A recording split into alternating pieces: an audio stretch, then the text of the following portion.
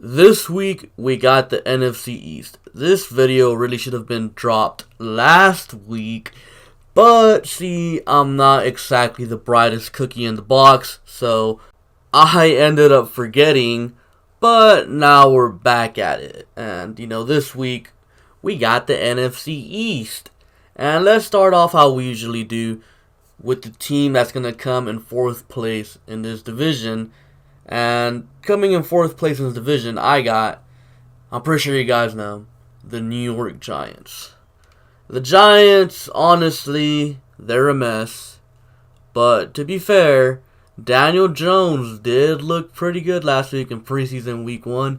Yes, I know it's just preseason, but everyone was expecting this guy to look like Josh Allen, including myself. I was expecting Daniel Jones to go out there and do terrible, but he actually ended up looking really good. So let's see if he can continue, but regardless, it looks like the Giants are going to stick with Eli Manning, and I think that's a mistake.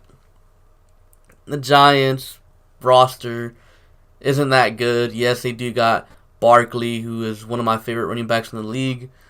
They also have Evan Ingram, who's a very good underrated tight end.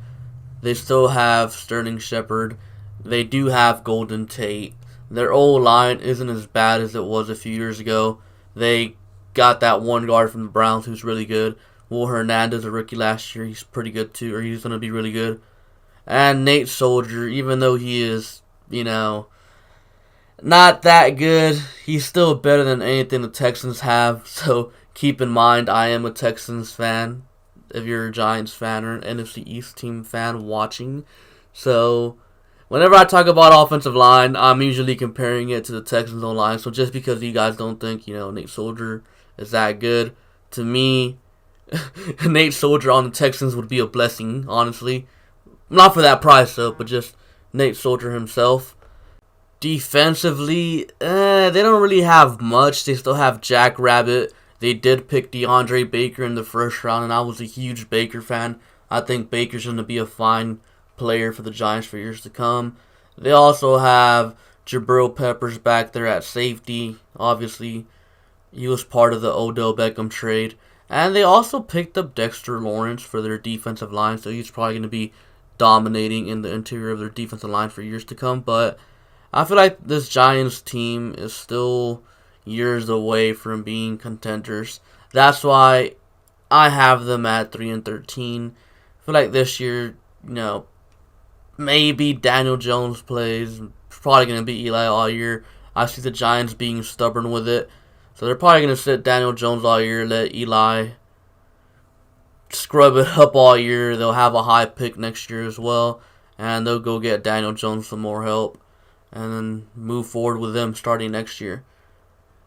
Coming in third place in this division, I have the Washington Redskins. And I'm going to be honest, I do think I'm a little bit more high on the Redskins than pretty much anyone else. Now, obviously, I'm not saying they're going to be a playoff team. I actually have them going 7-9, but 7-9, I feel like it's pretty much on the high end of a record prediction for the Redskins. Everyone's pretty much predicting like a 4-win season type of season for the Redskins, but I like their team. I feel like their defensive front is underrated.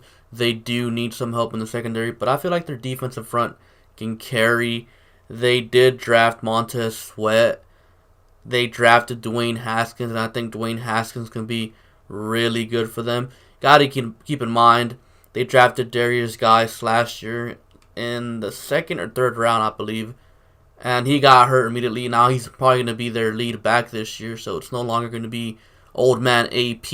Even though AP did good for them last year, I think it's time to find a younger guy, and of course they drafted Bryce Love as well, really late in the draft, but not sure if Bryce Love is going to play this year, and if he does, that's a huge plus.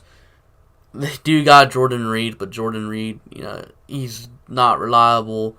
They got Chris Thompson as well, a really underrated third down back, little scat back, and go out there and be a threat in the receiving game.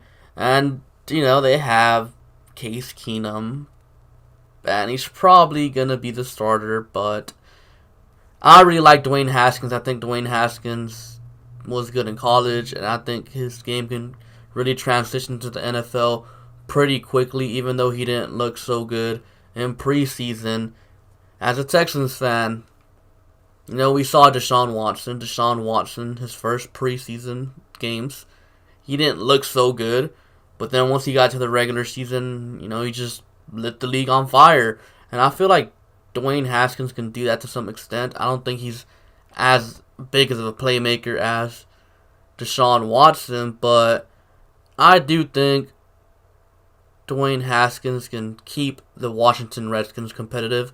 And I feel like if the Redskins offense, manages the turnovers and, plays the field position game, I feel like their defensive front can win them games. So that's why I have them going 7-9.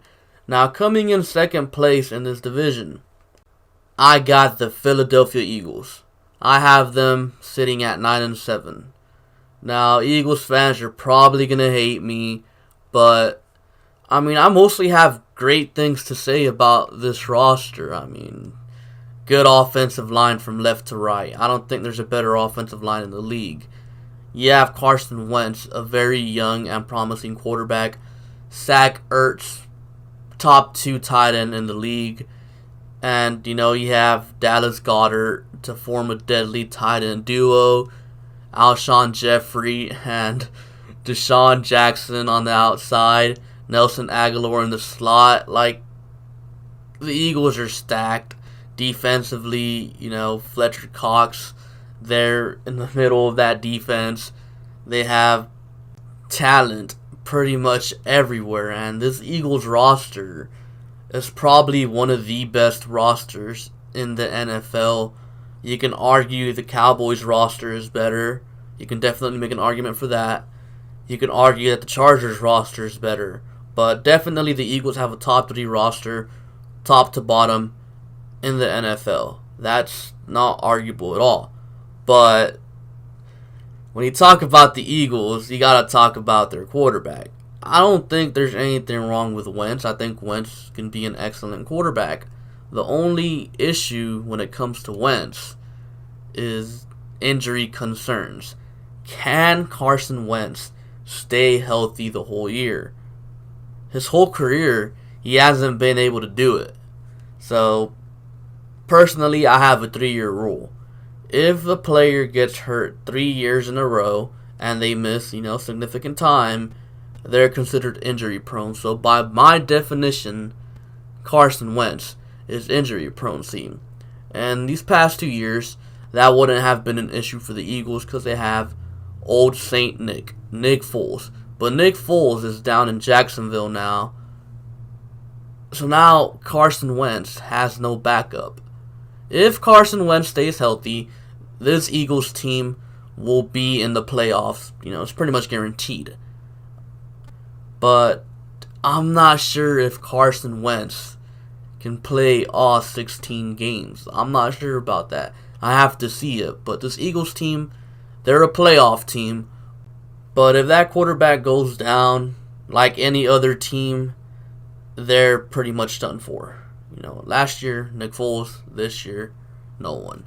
And coming in first place in this division, I have the Dallas Cowboys with an 11-5 record. Now, the Cowboys, say what you want to say about Dak Prescott. Oh, he's not good. He's not that. He's not worth $40 million. He's not worth $30 million. Yeah, whatever. Dak Prescott is a game manager. Think of Alex Smith from a few years ago. The Dallas offense goes through Ezekiel Elliott.